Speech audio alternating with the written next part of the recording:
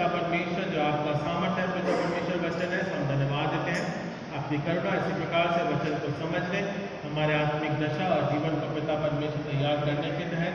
और पिता परमेश्वर आज के समय के रूप में 11 बजे हम सम्मिलित होते हैं पिता, अपने जीवन को पिता परमेश्वर हम आत्मिक रूप में तैयार करने का आधार करता प्यारे बेटे तो यीशु मसीह के नाम से मांगते हैं, सीधे कबूल के देश प्रार्थना करते हैं, आमीन। लास्ट संडे क्या प्रचार किया गया था?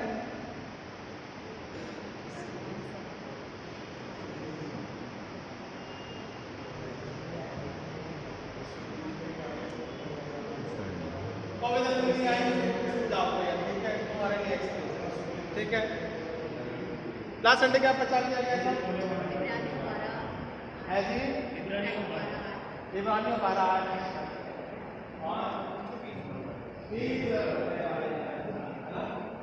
वचन क्या बोलता है? वचन क्या बोलता है? कितने प्रकार के बीज हैं? कितने प्रकार के बीज हैं? ऐसा प्रचार किया गया था। कितने प्रकार के बीज हैं? ऐसा प्रचार किया गया था। बीज कितने प्रकार के?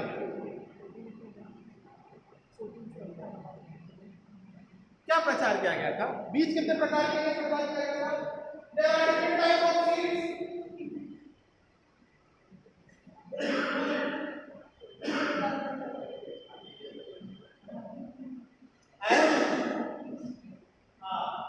तो बीज के बारे में कई प्रकार के बीज है, ऐसा प्रचार किया गया था। डॉक्टर साहब व्यर्थ हो गया बताइए। सलेमान राजा क्या बोलता है? शुरू से जब स्टार्ट करता है सलेमान से बोलता है पूरा सब व्यर्थ है, पानी हो गया अपना, रह गया सब। क्या प्रचार किया गया था? कितने प्रकार की भूमि है ना? बीज नहीं है, कितनी प्रकार की भूमि है। और भूमि का जो है जब प्रकार जो इस प्रकार से होता है वो हमारे जीवन को दर्शाता है कि हमारा जीवन किस प्रकार से व्यतीत होता है, ठीक है ना। और जो बीज है वो वचन है, और वचन किस प्रकार से हमारे आत्मिक जीवन के रूप में कार्य करता है, इस बारे में हम इस बात को देखते हैं। उसी के संदर्भ में आज जो वचन पढ़ा गया ये हमारे और आपके संसारिक और आत्मिक जीवन के युद्धाभ्यास के बारे में है। हमारे आपके जो जीवन जो हम जीते हैं, संसार में रहते हुए जो जीवन जीते हैं और जो हमारे आत्मिक दशा का जो हम जीवन जीते हैं, इन दोनों में युद्ध होता है। सप्ताह भर युद्ध होता है, दिनों दिन युद्ध होता है, समय दर समय युद्ध होता है। और उस युद्ध में हमको और आपको हमारे आत्मिक जीवन को विजयी बनाना बहुत जरूरी है। तो संसार या संसार की वस्तुओं के तहत हम हमारे जीवन को नहीं रखें, बल्कि परमेश्वर का वचन क्या बोलता है? तुम्हारा जीवन आत्मिक दशा में इस प्रकार से बढ़ता जाए ताकि तुम उस आत्मिक जीवन के युद्ध में विजयी होने पाओ, ठीक है ना। और हम और आप इसी आत्मिक जीवन की युद्ध में इस समय के दौरान जूझ रहे हैं। यह आने वाले समय के रूप में जिस प्रकार से बदलता जाएगा, हमारे आत्मिक दशा भी उसी प्रकार से बदलती जाएगी। और आने वाला समय सरल नहीं होगा बल्कि और कठिन होता जाएगा, ताकि हमारा जो आत्मिक युद्ध है वो और तेजी से बढ़ता जाएगा, है ना। हमारे आत्मिक युद्ध में हमको सफल होने के लिए, इस युद्ध में लड़ने के लिए या भाग लेने के लिए या उसमें चलने के लिए हमें हमारे जीवन को आत्मिक दशा को मजबूत करना बहुत जरूरी है। और इसी प्रकार से हमने लास्ट समय भी प्रचार में सुना, और आज हम इसी प्रकार से युद्ध के बारे में देखेंगे कि आत्मिक दशा में हम किस प्रकार से युद्ध के बारे में देखने पाते हैं या जानने पाते हैं। और प्रभु यीशु मसीह हमको और आपको आत्मिक युद्ध में विजयी बनाने के लिए सामर्थ के रूप में हमारी अगुवाई करने को तैयार है, बराबर है। अगर हम एक उदाहरण के रूप में अगर हम देखें, परमेश्वर का वचन अगर हमको इस बात को ठहराता है कि परमेश्वर जो है या प्रभु यीशु मसीह है वो सच्चा मछुआरा है, वो सच्चा एक हमारा और आपके जीवन का he is a good fisherman, ताकि वो हमको और आपको आत्मिक युद्ध में बचाने के लिए हमारे आपके जीवन को संभालता है, अगुवाई करता है, और उसमें हमको क्या करता है? सुरक्षा प्रदान करता है। और परमेश्वर उसकी दशा में हमारे आपके जीवन को बढ़ाता है, ठीक है ना। एक अच्छा चरवाहा है हमारा परमेश्वर, एक अच्छा मछुआरा है, ताकि वो तमाम परिस्थितियों से हमारे जीवन को निकालता है या संभालता है, ठीक है ना। तो हम इस बात को आज थोड़ा सा मनों में विचार करेंगे, ठीक है। आज मुझे दो संदेश देने हैं। तो पहला मैं अभी दूंगा कम्युनियन के बाद, और पहला मैं कम्युनियन से पहले दूंगा और एक कम्युनियन के बाद दूंगा, ठीक है ना। तो हम और आप आज आत्मिक युग की दशा में हम जीवन को रख नहीं पाते हैं। सो लोग आज हम और आप इस बात को बड़े विश्वास में हम देखने पाए। तो पहली बात क्या लिखा है, तुम ना तो संसार से और ना संसार की वस्तुओं से प्रेम रखो, यदि भी कोई संसार से प्रेम रखता है तो उसमें पिता का प्रेम नहीं है। हमको और आपको जो हमारा पापमय स्वभाव है उससे हमें अपने जीवन को बचाना, we need to resist, है ना। हमको और आपको हमारे सिंफुल नेचर से बचाना बहुत जरूरी है, या उसे रोकना बहुत जरूरी है, या उसे थामना बहुत जरूरी है। एक गति में अगर हम चल रहे हैं तो अगर आप हाईवे में भी चलते हो तो एक गति रहती है और उस गति के अनुसार आपको अपनी स्पीड को नियंत्रण भी करना पड़ता है, बराबर है। जहाँ टर्निंग आती है, जहाँ स्पीड लिमिट लिखी गई है, उस स्पीड लिमिट को आपको कमजोर करना पड़ता है, मतलब धीमा करना पड़ता है, नहीं तो आपके ऊपर फाइन आता है। सो हमारा आत्मिक जीवन भी एक प्रकार से युद्ध के समान है, एक लिमिट दी गई है, उस लिमिट से हमें कभी कभार दौड़ना है, थोड़ा थमना है, थोड़ा आगे बढ़ना है, फिर उसको परमेश्वर के तहत अपने जीवन को रखना है। सो कहीं ना कहीं परमेश्वर हमको और आपको एक गति प्रदान करता है और उस गति के तहत हमारे और आपके जीवन में नियंत्रण होना बहुत जरूरी है, या नियंत्रण के तहत अपने जीवन को बनाए रखना बहुत जरूरी है। तो संसार या संसार की बातों से अपने जीवन को हमको और आपको नियंत्रण पाना बहुत जरूरी है। किसी न किसी की गति होती है, तो उस गति को हमें काबू करना बहुत जरूरी है। तो यहाँ पे क्या लिखा गया है, जो संसार की बातें हैं वो किस प्रकार से है, संसार की अभिलाषाएं हमारे जीवन में रहती हैं, फिर उसके बाद में हमारी आंखों की अभिलाषा रहती है संसारिक रूप में, फिर उसके बाद में हमारा जीविका का घमंड रहता है, और हमको और आपको हमारे जीवन के घमंड के ऊपर ज्यादा अपने जीवन के तहत नहीं रखना है, बल्कि हमको और आपको संसार के वस्तुओं से, इन बातों के तहत अलग हो करके परमेश्वर के प्रेम में अपने जीवन को रखना बहुत जरूरी है। अभिलाषाएं जो होती हैं वो पाप को जन्म,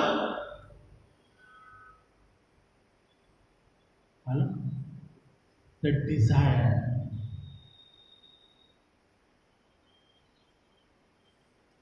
ना। उत्पत्ति पढ़ी है, उत्पत्ति पढ़ा, द बुक ऑफ जेनेसिस पढ़ा है, हाँ कि ना, पढ़ा है ना उत्पत्ति, वेरी गुड, अच्छी बात है, पढ़ना चाहिए। द डिजायर, शैतान हवा के पास में क्या बोल के गया,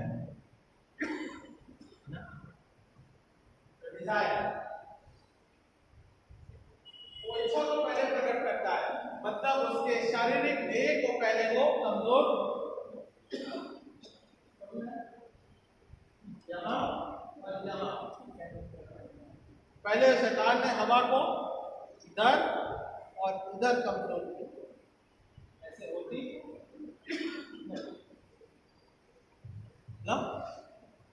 फर्स्ट ये अच्छा दिखता है, लाल लाल दिखता है, मीठा है, अब जैसे भी बहुत सी ऐसी बातें हैं, ठीक है ना। क्या भी सुनती है, बहुत बढ़िया है, शुगर वालों को और मिठाई दे दो, बढ़िया लगती है, नहीं खाता है मिठाई, कम खाता है, ज्यादा खाता है, ज्यादा ही खाता है, वेरी गुड, ठीक। नहीं हम लोग के पास मिठाई है डॉक्टर साहब, नहीं वैरायटी ऑफ मिठाई, थोड़ा तो टेस्ट करता है, नहीं। द डिजायर है ना, कहने का मतलब वो जिसके लिए हम डिजायर करते हैं, इच्छा की प्रवृत्ति जो होती है, उसको पहले शैतान ने परिवर्तित किया, और जब उसको परिवर्तन बन गया तब वो फल उसको दिया और वो खाया गया, है ना। तब वो उसका विरोध, परमेश्वर का विरोध ठहराया गया, है ना। तो डिजायर जो है, हमको और आपको जो सांसारिक अभिलाषाएं हैं, परमेश्वर चाहता है कि हम इस अभिलाषाओं को नियंत्रित करें। द लस्ट, जो अभिलाषाएं हैं जो हमारे जीवन में कहीं ना कहीं किसी न किसी प्रकार से हमारे आत्मिक जीवन को कमजोर करती है, उन अभिलाषाओं को, उन इच्छाओं को, उनको हमें समाप्त करना या नियंत्रण करना बहुत जरूरी है। क्योंकि हम संसार में रहते हैं, संसार में रहते हुए बहुत सी ऐसी अभिलाषाएं हैं, पर उसका नियंत्रण होना बहुत जरूरी है। और उस नियंत्रण के तहत हमको और आपको परमेश्वर के वचन के तहत जीवन के रूप में अपनी प्रतिज्ञा में ठहरना या परमेश्वर के वचन के रूप में ठहरना बहुत जरूरी है। कोई मिल निकाल लीजिए पहला पत्रस उसका 5वां अध्याय और 8वां पद। पहला पत्रस उसका 5वां अध्याय और 8वां पद पढ़ दे कोई मेरे लिए। फर्स्ट पीटर चैप्टर 5 वर्स 8 तो पढ़ दीजिए मेरे लिए जोर से। हाँ, क्योंकि तुम्हारा विरोधी शैतान है, गरजने वाले सिंह के समान इस खोज में रहता है कि किसको फाड़ता है। तुम्हें इंग्लिश में कैसे भी तरीके से तुम्हें फाड़ता है। क्या बोलता है परमेश्वर का वचन? शैतान इस ताक में रहता है कि आपकी इच्छाओं और अभिलाषाओं के ऊपर कब मैं वार करूं और उस युद्ध में मैं जीतने पाऊं जिससे इनका आत्मिक जीवन क्या हो जाए? कमजोर हो जाएगा, निस्तनाबूद हो जाए। ठीक है ना? तो ये पहली बात हो गई। अपने संसारिक अभिलाषाओं को नियंत्रण करना बहुत जरूरी है। तब हम उस आत्मिक रूप में परमेश्वर के उस देह लहू में सहभागी हो करके उससे सामर्थ पाके हम आत्मिक जीवन के युद्ध में विजयी होने पाएंगे। तो पहली बात यह है कि हमें अभिलाषाओं को नियंत्रण करना बहुत जरूरी है। दूसरी बात जो कि परमेश्वर का वचन हमको और आपको प्रेरित करता है। परमेश्वर का वचन क्या बोलता है कि हमको और आपको परमेश्वर के तहत जीवन के रूप में निरंतर अपने जीवन को यहाँ पे परमेश्वर का वचन 16वें बात में बोलता है, क्योंकि जो संसार में है अर्थात शरीर की अभिलाषाएं और आंखों की अभिलाषाएं और जीविका का घमंड वे पिता की ओर से नहीं परंतु संसार की ओर से। दूसरी बात, जिस नियंत्रण की बात हम करते हैं वो हमारी ओर से नहीं या संसार की तरफ से है और परमेश्वर चाहता है कि हम इसको अपने जीवन को यहाँ पे क्या करने पाए? संभालने पाए। कोई मिले निकाल लीजिए गलातियों की पुस्तक उसका 5वां अध्याय और 16वां पद। गलातियों की पुस्तक उसका 5वां अध्याय और 16वां पद क्या लिखा है?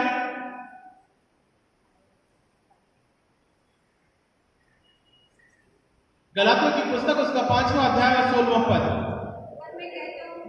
हाँ, जोर से पढ़े, मेरे को सुनाई नहीं दे रहा है।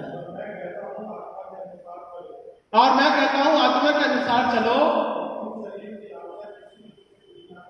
और तुम शरीर की लालसाएं जो है उसी रीति से तुम पूरा नहीं करने पाओगे।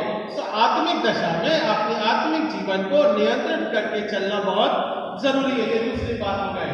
तो हमको और आपको तमाम जो हमारा लक्ष्य है, जो अभिलाषा है, उनको समाप्त करना है और परमेश्वर के दान और वरदानों के तहत अपने जीवन को प्रभु परमेश्वर के तहत तैयार करना है, ताकि हम उसकी जो लालसाएं हैं, परमेश्वर की जो लालसा उसको हम पूरा करने पाए, न केवल हम संसारिक जीवन की लालसाओं को पूरा करें। हमें उसको पूरा नहीं करना है, बल्कि हमको और आपको निरंतर जीवन के तहत परमेश्वर की योजनाओं के रूप में निरंतर अगुवाई करना बहुत जरूरी है।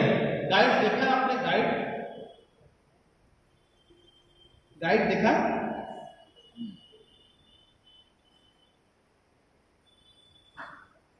अरे हाँ कि ना? देखा है। गाइड देखा? नए स्थानों में जाते हैं तो क्या करता है? गाइड देते तो क्या क्या दिखाता है संजय भैया? सब हिस्ट्री उसकी क्या सारा हिस्ट्री दिखाएगा, उसका प्लेस बताएगा। फिर उसके बाद में अगर आपको भूख लगी होगी तो बढ़िया से वो रेस्टोरेंट में ले जाएगा। ठीक है, जहाँ पे उसका जो कमीशन रहेगा वो बंधा। ठीक है, ही गाइड यू मेरे में, है ना? कभी कभार वो आपके मन की बातों में पढ़ लेगा कि आपको क्या चाहिए, और अगर आप उसका रेट पूछोगे तो वो दोबारा आपको डबल बता के भी बताएगा। एक जनरल सी बात है ना, गाइड है ऐसा प्रकार से। हमारे जीवन को भी कभी कभार शैतान गाइड करता है, ऐसी ऐसी वस्तुएं दिखाता है जिसको हम पाने की इच्छा रखते हैं, और जब नहीं पा पाते हैं तो हम उसके लिए दूसरा काम करते हैं या दूसरा रास्ता या दूसरा मार्ग हम तैयार करते हैं ताकि मैं उसको प्राप्त कर सकूं। सो कभी कभार हमारे जीवन में हम हमारा परमेश्वर यहोवा जो हमारा चरवाहा है, जो सच्चा चरवाहा है, जो सच्चा गाइड है, उसको हम छोड़ करके अपने शैतान के जीवन के रूप में या उसके गाइड में अपने जीवन को हम रखते हैं। तो फिर अवर डिजायर और सिर्फ और साधारण सी बात है।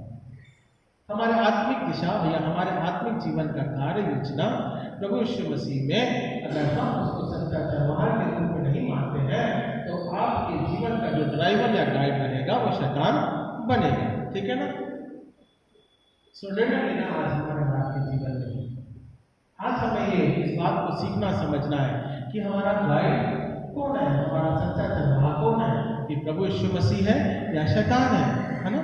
या हम इसके द्वारा किस प्रकार से बहकाए जाते हैं और हमको और आपको किस प्रकार से आत्मिक जीवन में संभालना जरूरी है। सो परमेश्वर हमारा और आपके लिए गाइड के रूप में काम करता है, संभालता है, अपनी चरवाही में रखता है ताकि हम उसके आत्मिक दिशा में बने रहने पाए। ओके डन, ठीक है। तीसरी बात देखिए, परमेश्वर का वचन बोलता है आज हमको और आपको हमारे जीवन को तमाम इस समय के दौरान कि परमेश्वर क्या बोलता है 17वें पद में, संसार और उसकी अभिलाषाएं दोनों क्या हो जाएंगे, मिटते जाते हैं, पर जो परमेश्वर की इच्छा पर चलते हैं वो सर्वदा बने रहते हैं। हाँ, तीसरी और अंतिम बात, परमेश्वर का वचन हमको आपको क्या बोलता है, जो संसार की अभिलाषाएं जो है वो क्या हो जाएंगी, मिटती चली जाएंगी, समाप्त होती जाएंगी। संसार धीरे धीरे हमारे जीवन में से लुप्त होता जाएगा, समाप्त हो जाएगा। हम परमेश्वर के साथ में बहुमूल्य संगति को देखने पाएंगे।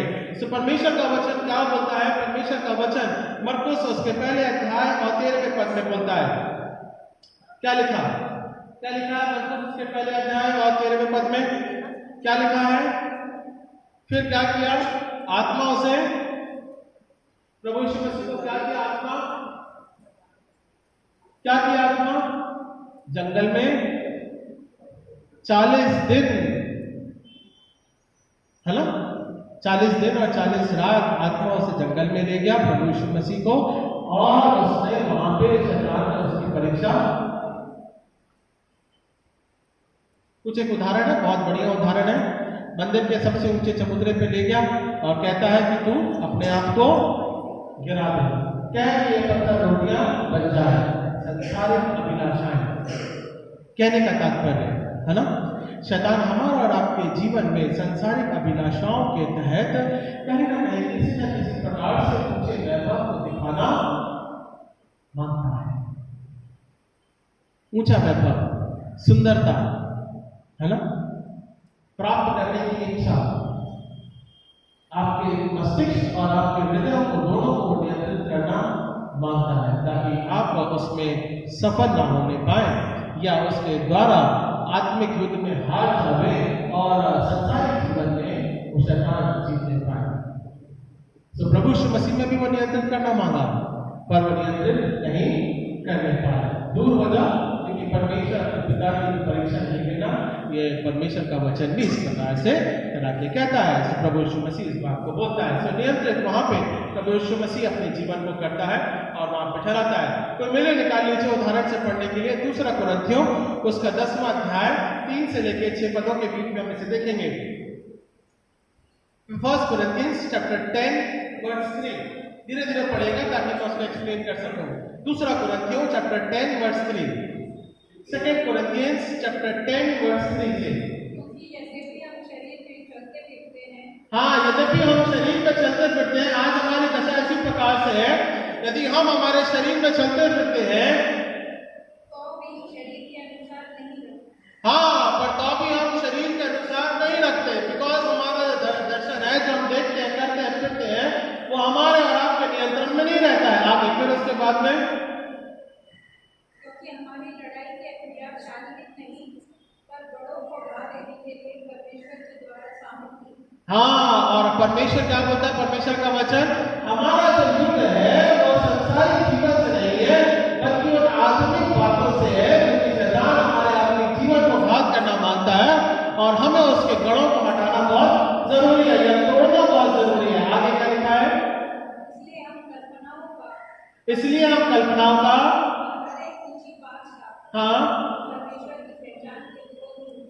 उठती है, खंडन करते हैं, जो भी विरोध की बातें हैं जिसके द्वारा हमारा और आपका परमेश्वर नीचे झुकाई देता है, उसे हम खंडन करते हैं। हमें उसे नकारना बहुत जरूरी है। हमारा परमेश्वर नीचा नहीं है, बल्कि हमारा परमेश्वर कैसा है, ऊंचा परमेश्वर है, महिमा में परमेश्वर जिसे हम कहते हैं, धन्यवाद के साथ हम रखते हैं। आगे फिर क्या लिखा है? और हर एक भावना को कैद करके मसीह का आज्ञा पालन हाँ, बस बस बस बस बस, यहाँ पे क्या लिखा है? हर एक भावनाओं को हमें क्या करना है ना? और भावनाओं को कैद करना बड़ा मुश्किल ऐसा है जैसे हवा में महल नहीं बनाना। हवा में आप महल नहीं बना सकते, वैसे भावनाओं को आप कैद नहीं कर सकते साहब। भावनाओं को कैद नहीं कर सकते। देखा है, इच्छा है, प्राप्त करना है, आप उसे कैद नहीं कर सकते। संसारिक अभिलाषाओं को आप कैद नहीं कर सकते, पर यदि हम उसको नियंत्रित करते हैं, यदि हम उसे तोड़ते हैं, मसीह के तहत यदि हम हमारे आत्मिक जीवन को दर्शाते हैं, तब हम परमेश्वर के जरिए अपने जीवन को रखने पाते हैं। यह हमारी आत्मिक दिशा है और दशा भी है। सो भावनाओं को कैद करते हुए हमको परमेश्वर के नजदीकी में आना है, उसके देह और लहू में सहभागी होना है, अपनी इच्छाओं पे हमें नियंत्रित करना है, अभिलाषाओं पे अपना नियंत्रित करना है, क्योंकि हमने 3 बातें सीखी हैं। इन तीनों बातों के तहत यदि हम नियंत्रित करते हैं, तब हम परमेश्वर के नाम की संगति में बढ़ते जाते हैं। हर एक गणों को उठाना है जो कि हमारे संसारिक अभिलाषाओं में हमारे जीवन को निस्तनाबूद करती है, क्योंकि हमारा जो युद्ध है वो हमारा आत्मिक दिशा का युद्ध है और हमें उसमें विजय को प्राप्त करना बहुत जरूरी है। परमेश्वर होने दे इन वचनों के तहत निरंतर हमारी अगुवाई करे। मैं एक और बात कह के समाप्त करूंगा, कोई मेरे लिए निकाल लीजिए इफिसियों की पुस्तक, उसका 4वां अध्याय और 27वां पद। Ephesians chapter 4 verse 27। और शैतान को अवसर ना दो, है ना? मसीह का वचन क्या बोलता है? और शैतान को अवसर ना दो।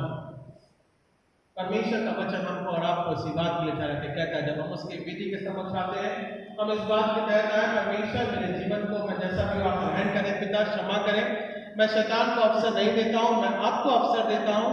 आई क्लेम यू, मैं आपको प्रोक्लेम करता हूं, मैं आपके नाम को ऊंचा उठाता हूं कि आप आए मेरे जीवन में। परमेश्वर मेरे जीवन में, आत्मिक जीवन में आप अगुवाई करें, आत्मिक युद्ध में मुझे विजयी बनाए, और परमेश्वर मेरी दशा जो है उसमें पिता आप मेरी अगुवाई करें, संभालें, और मैं देह और लहू में जब सहभागी होता हूँ परमेश्वर तेरा अनुग्रह के द्वारा मैं जीवन को प्राप्त करने पाऊँ।